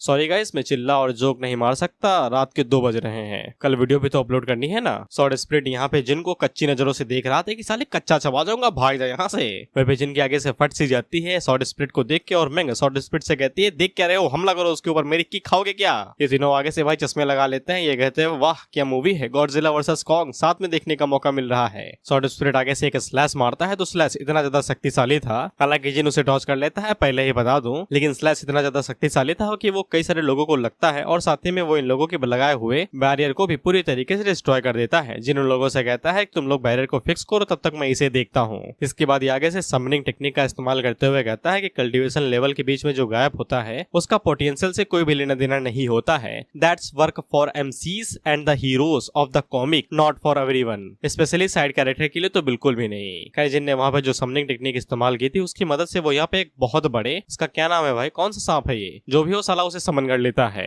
सालो हमें बताती है कि ये 7th ग्रेड का एक डिमोनिक बीस्ट है जिसको यहाँ पे समन किया गया है। हम देखते हैं कि मैंग शॉर्ट स्पिरिट को हमला करने के लिए भेजती है, ये कहते हुए कि फाइट के बीच में बातचीत ज्यादा नहीं होती है। जिन भी आगे से अपने सपेरे को आगे भेजता है हमला करने के लिए और इन दोनों के बीच में मूसलाधार लड़ाई होने लगती है, लेकिन शॉर्ट स्पिरिट सपेरे को गले से पकड़ता है और उसे नीचे दबा के उसके मुंह के अंदर शॉर्ट घुसा देता है, ये ले कह के। जिसके बाद शॉर्ट स्पिरिट आगे से एक घूसा बनाता है और उसके अंदर की को इकट्ठा करके सपेरे के मुंह के ऊपर दे मारता है, ये कहते हुए ये ले। इससे नीचे की जमीन सेटल हो जाती है और सपेरा भाई हमेशा के लिए टेब बोल जाते हैं अभी के लिए। जिन आगे से दोबारा किसी टाइप के स्पेशल टेक्निक का इस्तेमाल करता है और आगे से कहता है लाइट डिस्ट्रक्शन। इसके बाद हम सपेरा भाई को देखते हैं जो दोबारा जिंदा हो जाते हैं और वो यहाँ पे शॉर्ट स्पिरिट को जगाने की कोशिश करने लगते हैं। और जिन आगे से हंसते हुए कहता है कि तुम लोग इस पकड़ को आजाद नहीं कर सकते हो, भले तुम लोगों का पोटेंशियल मुझसे ज्यादा बड़ा है लेकिन मेरा लेवल तुमसे ज्यादा हाई है, तुम दोनों मिलके मुझे कभी भी नहीं हरा सकते हो, ये इसके कहने वाले शब्द हैं। इधर मैंग साउलू से कहती है कि जल्दी से मेरे लिए टाइम निकालो, तब तक मैं उस स्किल को इस्तेमाल करने की तैयारी करती हूँ। तो साउलू आगे से अपनी फाउंडेशन और फॉर्मेशन का इस्तेमाल करते हुए स्नेक के ऊपर धड़ाधड़ शॉट्स की बरसात कर देती है, इससे वो सांप एक झटके के अंदर ही मारा जाता है और स्पिरिट आजाद हो जाती है।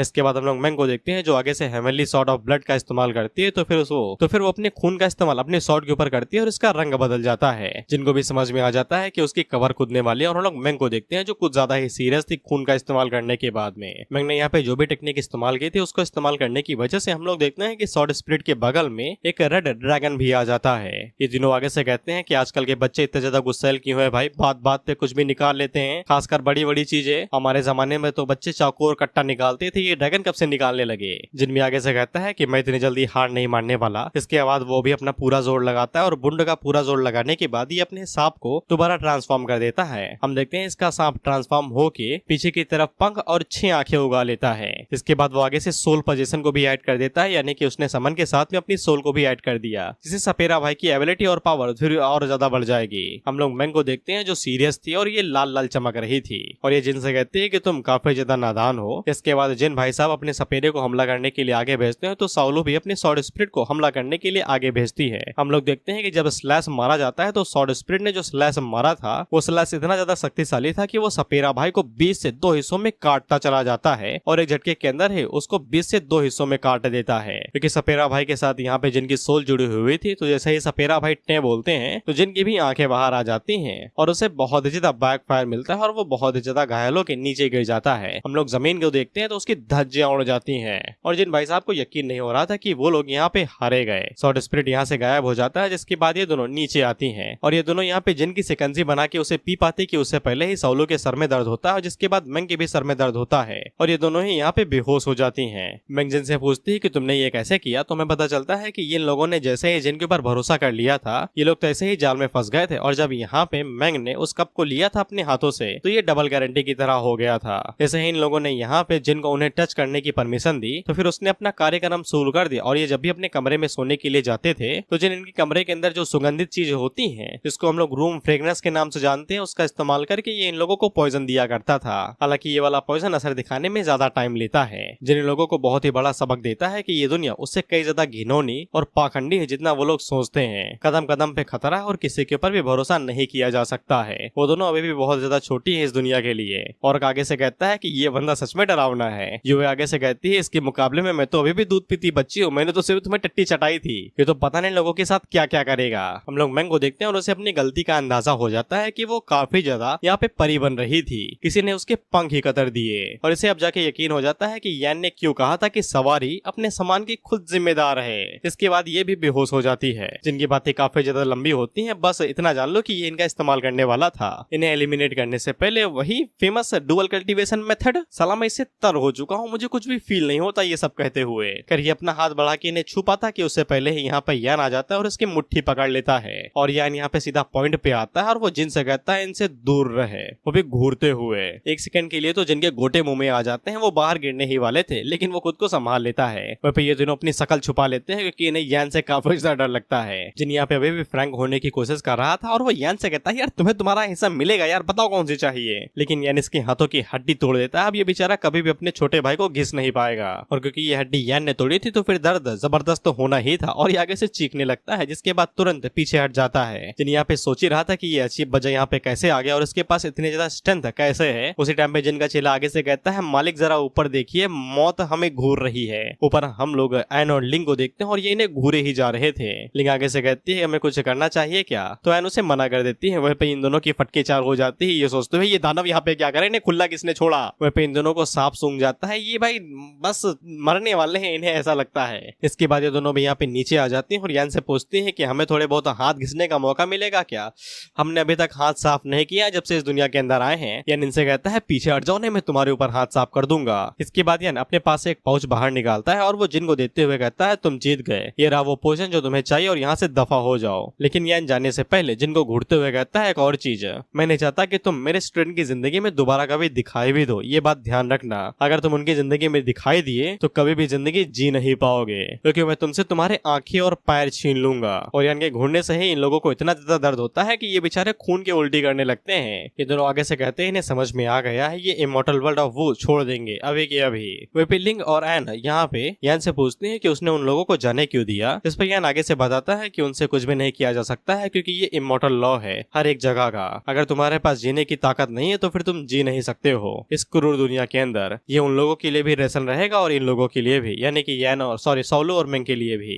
वे इन दोनों को देखते हैं, ये अपनी शकल नीचे छुपा लेते हैं। ये कहते हैं कि कोई हमें नहीं देख सकता, कोई हमें नहीं देख सकता। इनकी भाई यान से फटी पड़ी और खासकर उन दोनों दानवों से जो भाई कुछ भी पेल लेते हैं, लिंग और यान। इसके बाद अगला सीन कुछ दिनों के बाद का होता है। हम लोग साउलू को देखते हैं और ये उस हादसे से रिकवर हो गई थी। स्मार्ट गाय, उसे पता है कि गलतियां होती रहती हैं, बस गलतियां दोहराई न जाएं। लेकिन हम लोग मेंग को देखते हैं, वो कुछ ज्यादा ही सीरियस ले ली थी इस पूरे इंसिडेंट को। वो खुद को ही कोस रहे थे कि वो इस पूरे इंसिडेंट की जिम्मेदार है, क्योंकि वो यहाँ पे क्लास लीडर की तरह आई है तो उसको यहाँ पे बहुत ज्यादा सावधान रहना चाहिए था। बस वो केयरलेस हो गई, उसके चक्कर में पूरी क्लास भी मारी जा सकती थी। इसलिए उसने कुछ दिनों से खाना पीना सब कुछ त्याग दिया था। सभी लोग आगे से पूछ रहे थे कि उस रात हुआ क्या था, हमें साला कुछ भी याद नहीं है, बस सिक्योरिटी गार्ड आए थे इन लोगों को यहाँ पे छोड़ने के लिए। हम इन दिनों को देखते हैं जिन्हें पता था कि यहाँ पे क्या हुआ था, लेकिन ये डर के मारे बस बिस्तर के नीचे छुपे हुए थे कि कोई इनसे कुछ पूछ ना ले। इसके बाद हम लोग चंगो और यहाँ पे सन को देखते हैं और उनकी बातों से हमें पता पता चलता है कि यहाँ पे भी हमले हुए थे, लेकिन सन ने इन लोगों को बचा लिया था। सन के ऊपर भी हमला हुआ था, लेकिन वो बस मरने का नाटक कर रही थी, इसीलिए वो जिंदा बच गई। और यान ने जो पाउच यहाँ पे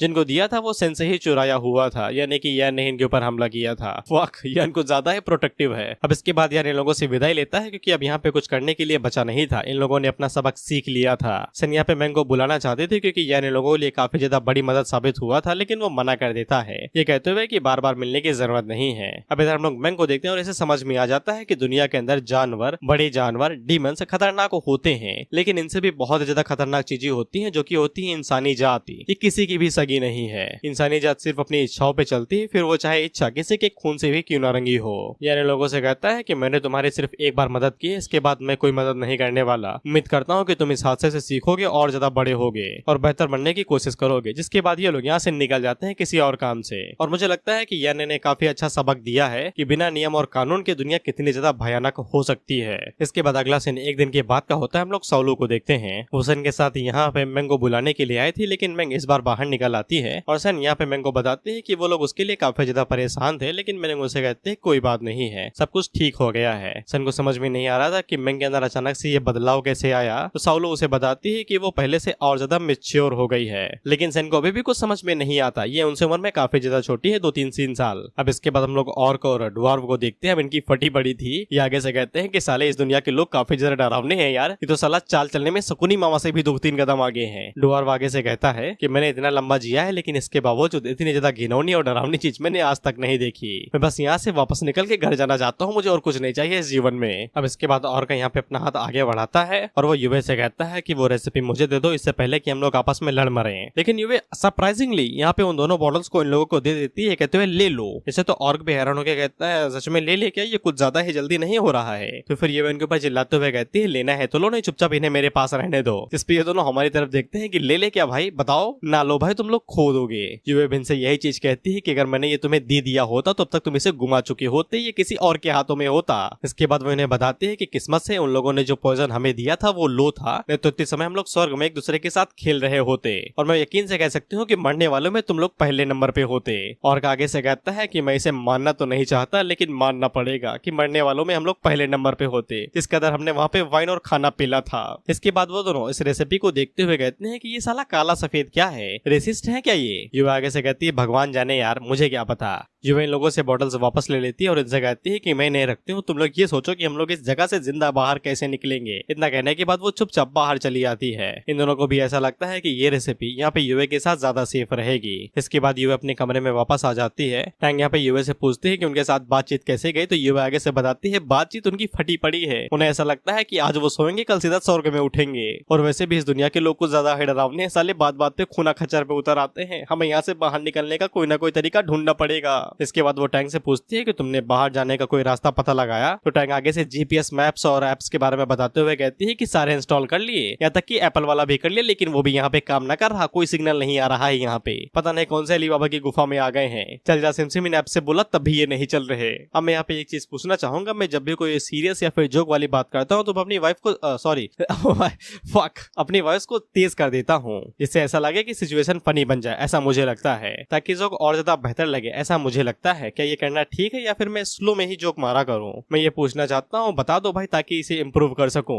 ये आगे से कहती है कि इन हालातों के अंदर जल्दी नहीं तो कल हम लोग यहाँ पे कुत्ते की मौत मारेंगे और कोई लाश भी लेने नहीं आएगा। हम यहाँ पे बैठे नहीं रह सकते, हमें यहाँ से बाहर निकलने का कोई ना कोई तरीका ढूंढना ही पड़ेगा। इसके बाद युवा यहाँ पे टैंक से कहती है कि तुम इस दुनिया के जितने बड़े हो सके उतने बड़े माउंटेन के ऊपर जाओ और सिग्नल कनेक्ट करने की कोशिश करो, तब तक मैं इन लोगों के साथ उस इमॉर्टल कंपटीशन के अंदर जाती हूँ जहाँ पे ये सभी लोग जाने वाले हैं। इसके बाद वो टैंक से कहती है कि तुम्हारी बड़ी बहन की जिंदगी अब तुम्हारे हाथों में है, सिग्नल लेके ही आना, भले ही तुम्हारे फोन में बीएसएनएल का ही सिम क्यों ना हो। इसके बाद हम लोग ऑर्क को भी देखते हैं और इनके भी हालात सेम ही थे। इन्हें भी ऐसा लग रहा था कि एक दिन यहाँ पे ये सोएंगे और अगले ही दिन इनके ऊपर पंखा गिरेगा और ये टे बोल जाएंगे। इसलिए ये भी अपने चेले से कहता है कि तुम जाओ और किसी भी तरीके से सिग्नल कनेक्ट करने की कोशिश करो ताकि हम लोग जिंदा रह सके। हम लोग डुवार्फ को देखते हैं और ये भी अपने एक बंदे को सिग्नल पकड़ने के लिए भेज देता है, ये कहते हुए कि भले ही हम लोग यहाँ पे जिंदा ना बचे, लेकिन इसके बावजूद हम लोग युवे को वो रेसिपी यहाँ से जिंदा ले जाने नहीं दे सकते हैं। जिसके बाद ऑथर हम लोगों को बताता है कि इस भयानक धोखाधड़ी के केस के बाद साउलू और मैंग बहुत ज्यादा मैच्योर हो गए और उन्हें समझ में आ गया कि इस दुनिया के अंदर सबसे पहले अपनी कल्टीवेशन छुपाओ, जितना हो सके उतना ज्यादा बैकग्राउंड में रहो, यानी कि कोई भी हीरोगिरी वाली चीज करने की जरूरत नहीं है। इसी तरीके से तुम इस घटिया जिंदगी के अंदर सर्वाइव कर सकते हो। इसके बाद इन लोगों का अगला कदम यहाँ पे एक फैमिली को ज्वाइन करना था ताकि ये लोग इमॉर्टल कंपटीशन के अंदर हिस्सा ले सके। मंगू आगे बढ़ता है, एक दरवाजे के ऊपर खटखटा के आगे से फैमिली ज्वाइन करने के लिए कहता है तो वो बंदा मुंह पे ही दरवाजा बंद कर देता है। ये कहते हुए हम गरीबों को अंदर नहीं लेते। इसके बाद अगला सीन डेविलिश रियलम का होता है, यानी कि डीमन रियलम का। हम लोग ह्यूमन किंगडम को देखते हैं जहाँ पे हम लोग देखते हैं कि एक जनरल आगे से किसी बारे में रिपोर्ट कर रहा था और वो उसे किंग कह रहा था और इस किंग के पास यहाँ पे छोरियां भी थी, लेकिन ब्रो एकदम सख्ती में था, इसीलिए वो उस लड़की को मना कर देता है और हमें पता चलता है कि ये किंग और कोई नहीं हमारा जीहाओ है। Bro is become man with the king title. Jihao अपना छोटा बच्चा, शैतान बच्चा और हरामी बच्चा बड़ा होकर राजा बन गया है जो छोटो बच्चों के ऊपर राज कर रहा है। हम देखते हैं कि जीहाओ की यूनिफॉर्म अभी भी वहाँ पे लटकी हुई थी, बस ये किसी काम की नहीं है क्योंकि भाई के पास नई पोशाक आ गई है। खैर जीहाओ का जो जनरल था वो यहाँ पे जीहाओ को बताता है कि इन लोगों ने डीमन रियलम के ईस्ट साइड के अंदर जो पोचिंग सिटी थी उसके ऊपर दोबारा कब्जा कर लिया और उसे हथिया लिया है। इससे जीहाओ काफी ज्यादा खुश हो जाता है, जिसके बाद जनरल यहाँ पे बुरी खबर सुनाता है कि नॉर्थन साइड पे जो सिटी थी वो लोग उसे हार चुके हैं, जिसपे जीहाओ चिल्लाते हुए कहता है तुम्हारी ये जुर्रत। इसके बाद वो इसी तरीके से ऊपर चिल्लाते हुए रहता है कि साला पिछले हम लोग कितने सालों से उस साइड को जीतने की कोशिश कर रहे हैं लेकिन हर बार हारते जा रहे हैं। तुम दूसरी वाली साइड पे हमेशा झंडे गाड़ के आते हो लेकिन यहाँ पे उखड़वा के आते हो, क्या दिक्कत है भाई? पैसे दिए हैं, सब कुछ दिया है, सोल्जर दिए हैं तो उन्हें बढ़ा के हमला करो ना, कभी तो जीत दिलाओ, स्वाद चखाओ जीत का हमें। इस पे जनरल आगे से रोते हुए कहता है मास्टर साहब डीमन रियलम के अंदर आपके अलावा भी यहाँ पे कई सारे किंग हैं जो कि आपसे जितने ही स्ट्रांग हैं, आपके बराबर के ही हैं। हम लोग कितने सालों से वहां से उनसे लड़ते आ रहे हैं, सेंचुरीज बीत गई है, मेरे बच्चे लड़ते आ रहे हैं उनके साथ। मैं लड़ा हूँ, मेरे बच्चे भी लड़ेंगे लेकिन तब भी जीतेंगे नहीं। वहाँ पे लड़ाई करना यानी कि पैसों की बर्बादी और समय की बर्बादी होगा, हम लोगों को सरेंडर कर देना चाहिए। एक ऐसा भी दिन था जब हम दोनों भाई भाई हुआ करते थे लेकिन अब हम एक दूसरे के दुश्मन बन चुके हैं, हमें सरेंडर कर देना चाहिए। जियाओ उसे बड़े प्यार से अपने पास बुलाता है, उसकी बड़ी ठुड्डी को बड़े प्यार से पकड़ता है और चट्टे दे मारता है। ये कहता है कि मैंने तुम्हें क्या सिखाया था बताओ जरा, कि सिर्फ हार सिर्फ लूजर्स के लिए होती है, जीतने वाला कभी भी हारता नहीं है। फक मैं क्या कह रहा हूँ, जो भी हो तुम्हें समझ में आ गया है। जियाओ आगे से चिल्लाते हुए कहता है इतने साल हो गए लेकिन अभी मैं उस साले हरामी लैन मिन के साथ अटका हुआ हूँ, जितना वो स्ट्रांग हो उतना मैं भी स्ट्रांग हूँ, कभी तो समय आए कि उन्हें मैं हरा सकूं। और ये दोनों यहाँ पे जब से इस किंग वाले सिंहासन को संभाले हैं तब से लड़ते जा रहे हैं। ऑथर हम लोगों को बताता है कि इन दोनों डीमन किंग और जेड किंग, जियाओ वाला जेड किंग है और लैनमिन डीमन किंग है, लेकिन इन दोनों की आपस में नहीं बनती है तो आए दिन यहाँ पे वॉर हुआ ही करती है और ये दुनिया इस समय मौत का रेगिस्तान बन चुकी है। अब उसी टाइम पे वहाँ पे एक मेज आता है जिसको हम लोग विजार्ड कहेंगे और वो जियाओ से कहता है मास्टर जरा इस तरफ देखिए, शायद से कुछ मजेदार चीज आपको दिख सके। इसके बाद वो विजार्ड उस साइन बॉल के अंदर यहाँ पे उन लोगों की फोटो दिखाता है जितने टाइम पे ये लोग दरवाजा खटखटा के किसी फैमिली को ज्वाइन करना चाहते थे। जियाओ की नजर जैसे ही साउलो और मेंग के ऊपर पड़ती है तो वो उन्हें देख के हैरान हो जाता है। विजार्ड हमें यही बताता है कि उसने अगली सिटी के अंदर कुछ लोगों को भेजा हुआ है उनके ऊपर नजर रखने के लिए ताकि वो लोग हमला कर सके। हालांकि उसे ये नमूने दिखाई दिए तो उसने रिकॉर्ड करके यहाँ पे रिकॉर्डिंग भेज दी। हम लोग जियाओ को देखते हैं और इसके अंदर खुशी के आंसू बहने लगते हैं। ये जैसे ही यहाँ पे अपने लोगों को देखता है इसे ऐसा लगता है कि यान ने इसे धक्के मार के अकेडमी से बाहर निकाल के यहाँ पे फेंक दिया और वो यहाँ पे पता नहीं कितने सालों से अटका हुआ है। लेकिन तभी जियाओ को समझ में आता है इन लोग कुछ ज्यादा ही जाने पहचाने जैसा लग रहे हैं, कोई बदलाव क्यों नहीं आया इनमें, ना इनकी चौड़ी छाती हुई और ना ही ये बड़े हुए हैं। लेकिन वो भी इस बात को इग्नोर कर देता है। इसके बाद जियाओ अपने सोल्जर से कहता है कि कुछ समझदार लोगों को वहाँ पे भेजो और उनसे ये कह देना कि वो मेरे शब्द आगे के लोगों को पहुंचा दे कि मेरे भाइयों को कोई भी इस दुनिया के अंदर बुली नहीं कर सकता है। अगर कोई भी मेजर क्लैन उन्हें बुली करने की कोशिश करता है तो फिर मैं उनके क्लैन को डिस्ट्रॉय कर दूंगा। ये सोल्जर्स अपना कहना मानते हैं और तुरंत यहाँ से निकल जाते हैं मैसेज डिलीवर करने के लिए। इसके बाद हम लोग यान को देखते हैं और वो उसी लड़की के घर पे आया था जिसको उसने बचाया था और इसका नाम शायद जियांग है ना। हाँ होगा ही यार, क्या फर्क पड़ता है। जियांग यहाँ पे यान को चाय सर्व करती है और यान उससे पूछता है तुम्हारा फैमिली हेड कहाँ पे है। जियांग उसको बताती है कि उसके फादर इतने समय इमॉर्टल सेक्ट एग्जामिनेशन के अंदर बिजी हुए हैं ताकि उनकी फैमिली को भी मौका मिल सके इमॉर्टल क्लैन के अंदर जाने का, जिससे उनकी फैमिली भी यहाँ पे स्काई रॉकेट हो जाएगी। यान यहाँ पे जियांग से पूछता है कि यहाँ पे इमॉर्टल क्लैंस की रैंकिंग कैसे होती है, तो फिर जियांग यहाँ पे इमॉर्टल क्लैन की रैंकिंग बताती है। सबसे पहला है टियान लैन क्लैन, दूसरा है युआन मिंग क्लैन, तीसरा है टियान युआन क्लैन, चौथा है द स्पिरिचुअल क्लाउड सेक्ट, पांचवा है सेंट जुआन सेक्ट और छठवा है लिंग यून सेक्ट। अब ये सभी क्लैन यहाँ पे कुछ ज्यादा ही स्ट्रॉन्ग हो गए थे, यानी कि सच में कुछ ज्यादा ही स्ट्रॉन्ग हो गए थे। इसीलिए एन यहाँ पे टीचर से कहती है यार तुम देख रहे हो उनकी स्ट्रेंथ कहाँ जा रही है, हमसे ज्यादा स्ट्रॉन्ग हो गए हैं, हम साला आपके साथ रखे हैं तब भी हमें इतनी स्ट्रेंथ नहीं मिली। यार आगे से कहता है यार अब मैं क्या कर सकता हूँ, मैंने गलती से यहाँ पे इस समय के लिए जो धारा थी वहाँ यहाँ पे 30 कर दी है, हर एक सेकंड 1 साल के बराबर है। अब मैं 24 घंटे एक पेंटिंग को थोड़ी ना घूरता रहूंगा कि इन लोगों के ऊपर मॉनिटर करूँ कि कौन कितना स्ट्रॉन्ग हो रहा है। वहीं पे यहाँ टियान लैन क्लैन के बारे में सोचता है जो कि पहले नंबर का क्लैन है और उसे यहाँ पे ये टियान सेन क्लैन की रेप्लिका लगती है, यानी कि वही डिसेपल जो कि यान से लगाव रखती है, बेसिकली प्यार वाली फीलिंग। और यान आगे से दुआ ही कर रहा था कि ये वो क्लैन नहीं होना चाहिए, नहीं मैं साला सर अपना फोड़ लूंगा। अब इसके बाद मील हम इन लोगों को देखते हैं और जैसे अंडू पोंडो कॉलेज से ग्रेजुएट करने के बाद लौंडे जॉब के लिए भटकते हैं, वैसे ही ये लोग भटक रहे थे किसी फैमिली को ज्वाइन करने के लिए। हम लोग मंगू को देखते हैं जो आगे से पोस्टर लगा देता है जॉब के लिए ताकि कोई उसे हायर कर ले और उसे फैमिली के अंदर जाने का मौका मिल सके। इधर हम लोग निंजा लीडर को देखते हैं और ये किसी फैमिली के अंदर घुसा था तो ये लोग उसे धक्के मार के बाहर फेंक देते हैं, ये मुंह के बल गिरता है और वो लोग निंजा लीडर से कहते हैं कि हमें तुम जैसा गरीब नहीं चाहिए, ना ही जिसके पास टैलेंट है और ना ही स्ट्रेंथ। तुम जैसे लोगों को तो हम यहाँ पे वर्दी भी नहीं समझते, तुम तो एक पिग से भी गैर बदतर हो। मिंडरलैंड के तुम कभी भी यहाँ पे कल्टीवेशन नहीं कर सकते हो, भूल ही जाओ। निंजा लीडर आगे से कहता है कि बस मुझे फैमिली के अंदर ले लो यार, कंपटीशन के अंदर जाना है। हम लोग सोलो को देखते हैं और ये भी यहाँ पे फैमिली के अंदर जानने की कोशिश कर रही थी, या तो वो जगह पहले ही फुल होती है या फिर वो लोग बच्चों को ही नहीं ले रहे थे। अब इसी बीच हम लोग स्क्वाड लीडर को देखते हैं और इसकी मुलाकात हो जाती है लेजेंडरी कैरेक्टर से। ये था भाई लुटेरा, वो भी प्रोफेशनल लुटेरा। ये स्क्वाड लीडर से कहता है कि यार तुम एक यंग मैन हो और तुम मेरी बात सुनो, सिर्फ गधे ही यहाँ पे क्वालिफिकेशन अर्न करते हैं किसी फैमिली इमॉर्टल के एग्जामिनेशन के लिए। अगर तुम काम करना ही नहीं चाहते तो फिर हमारे साथ चलो, एक लुटेरा बन जाओ। इसमें काम नहीं ढीले भर का, पैसा है रात भर का। स्क्वाड लीडर उससे कहता है मुझे लगता है तुम मुझे बेवकूफ बना रहे हो। और हम लोगों को बताता है कि जब इस दुनिया के अंदर हर कोई कुत्ते की मौत मर रहा होता है तो कुछ लोग होते हैं जो मस्त ऐस काट रहे होते हैं, जिसके बाद उन ऐस काटने वालों में से एक की मुलाकात होती है हमसे। हम लोग सेन को देखते हैं जो कि एक सेलर को यानी कि ब्रेड बेचने वाले को एक लॉन्गेविटी पिल देती है। 5 रुपए की चीज 5 करोड़ में खरीद ली। वो बंदा तो लॉन्गेविटी पिल को देख के हैरान हो जाता है, ये कहते हुए ये तो जादू है, जादू साला एलेक्सियर है, ये जिंदगी मेरी लंबी कर देगा। ये सेन को कोई फर्क नहीं पड़ रहा, ये टोकरी में 10-20 नहीं पूरी करोड़ों गोलियां लेके घूम रही है जिंदगी बढ़ाने वाली। और वो उस सेलर से कहती है कि तुम्हें इस एलेक्सियर के बारे में पता है? तो सेलर आगे से बताता है कि ये बहुत ज्यादा नॉर्मल है कि यहाँ पे सेलर्स को भी एलेक्सियर के बारे में पता हो। इसके बाद वो सेन से पूछता है कि तुम्हारे पास ये एलेक्सियर कैसे आया? तो सेन आगे से बताती है कि मैंने अपने हाथों से बनाया है 2-3 घंटे बैठ के। अब इसे सेलर और भी ज्यादा हैरान हो जाता है और वो चिल्लाते हुए सेन से पूछता है कि तुम एल्केमिस्ट हो क्या? तुम्हारा कौन सा लेवर है? तुम इतनी ज्यादा कम उम्र में यहाँ पे एल्केमिस्ट कैसे बन सकती हो? यहाँ पे फर्स्ट ग्रेड का एल्केमिस्ट कम से कम 50 साल का बुढ़ा होता है। सेन आगे से बताती है कि उसे इतना नहीं पता है कि वो कौन से लेवल पे है, लेकिन वो एक फर्स्ट लेवल की पोशन यानी कि लॉन्गेविटी पिल को आधे घंटे में बना सकती है। ये वाली बात सेलर के दिल और दिमाग के अंदर छुरा भोग के चली जाती है और वो आगे से कहता है कि ये इम्पॉसिबल है और उसे यकीन हो जाता है कि सेन यहाँ पे फर्स्ट ग्रेड के एल्केमिस्ट नहीं है। जिस क्वालिटी के साथ यहाँ पे लॉन्गेविटी पिल बनाई गई है वो पक्का 4th या फिर उससे भी ऊपर के लेवल की है। इसके बाद सेलर के दिमाग में आता है बहुत ही ज्यादा घिनौना आइडिया। वो सेन के पास जाके उससे कहता है छोटी बच्ची मुझे ये बताओ क्या तुम्हारे पास कोई फेटिश है क्या कि लोग तुम्हारे पैर चाटे या फिर वो तुम्हारे लिए कुत्ते की तरह कोई काम वाम करें? समझ में आया सेन का क्या रिएक्शन था? जिसके अगले ही पल हम लोग सेन को टोकरी के अंदर देखते हैं जहाँ पे लड़कियां उसके लिए हवा कर रहे थे और उसे फल खिला रही थी अपने हाथों से।